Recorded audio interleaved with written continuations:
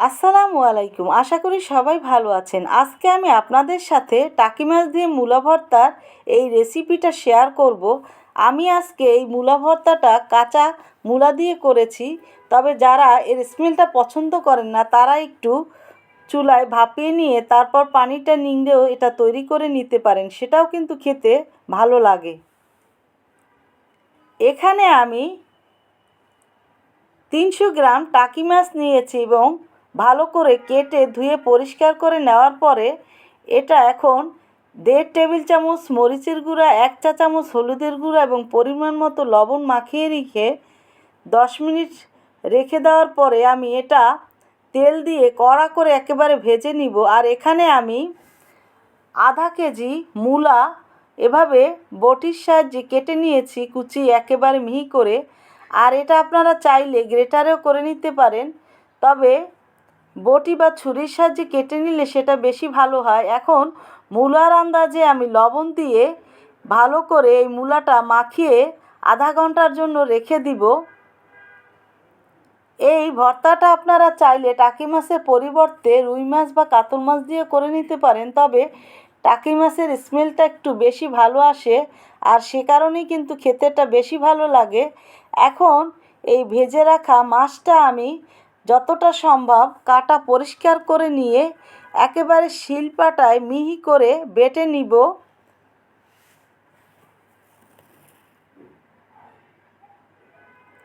ভিতরের কাঁটাটা, বড় কাঁটাটা ফেলে এবং সামনের যে কাঁটাটা থাকে সেটাও ফেলে নিয়ে তারপর ভালো করে মিহি করে বেটে নিতে হবে। এখন এই মূলাটাকে আমি হাত দিয়ে ভালো করে চেপে চেপে, লবণ দিয়ে রাখাতে এর ভিতরে পানিটা বের হয়ে যাবে, আর সেই পানিটা ভালো করে এভাবে চেপে নিয়ে বের করে নিয়ে রেখে দিতে হবে। যতটা সম্ভব পানি বের করে নিব। আমি পানিটা এভাবে বের করে নিয়েছি।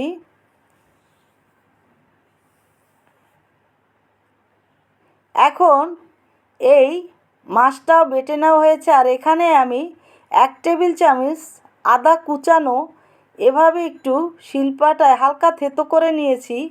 আর আদাটা দিলে এই ভর্তাতে এর স্মেলটা একটু ভালো আসে, খেতেও ভালো লাগে। এখানে আমি 1.5 কাপ কুচানো পেঁয়াজ দিয়েছি। পেঁয়াজটা একটু বেশি পরিমাণে দিতে হবে। এখানে কুচানো কাঁচামরিচ আছে 8-10টা। আমি এখানে কিছু শুকনো মরিচ ব্যবহার করব, আর মরিচটা আপনারা আপনাদের পছন্দ মতো করে দিয়ে নেবেন। এখন পেঁয়াজটা এবং মরিচটা একটু ভালো করে হাত দিয়ে মেখে নরম করে নিব। আর এখানে ধনিয়া পাতা কুচানো আছে আধা কাপ, এটাও এখন এর সাথে দিয়ে ভালো করে মিশিয়ে নিব।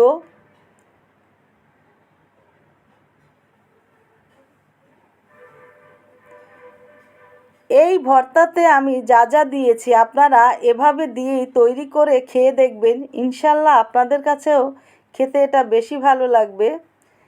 এখন সব কিছু মাখিয়ে নেওয়ার পরে আমি মূলা, এর ভিতরে কুচানো মূলাটা দিয়ে আবারও ভালো করে মাখিয়ে নিব অল্প অল্প করে দিয়ে।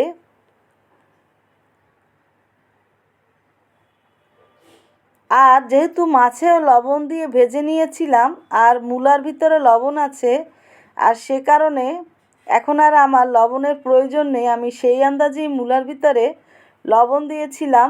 লবণের পরিমাণটা আপনারা বুঝে দিবেন।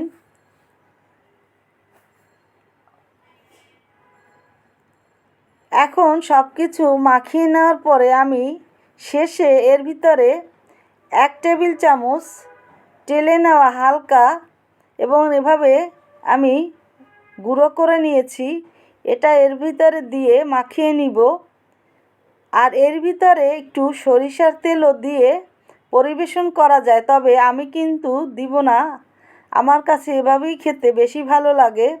এই ভিডিওটা দেখে যদি আপনাদের কাছে ভালো লাগে প্লিজ আমার চ্যানেলটা সাবস্ক্রাইব, লাইক, শেয়ার করে আমার সুন্দর সুন্দর ভিডিও দেখার সুযোগ করে নেবেন। তো তৈরি হয়ে গেল টাকি মাছ দিয়ে মূলো ভর্তা। সবাই ভালো থাকবেন। আল্লাহ হাফেজ।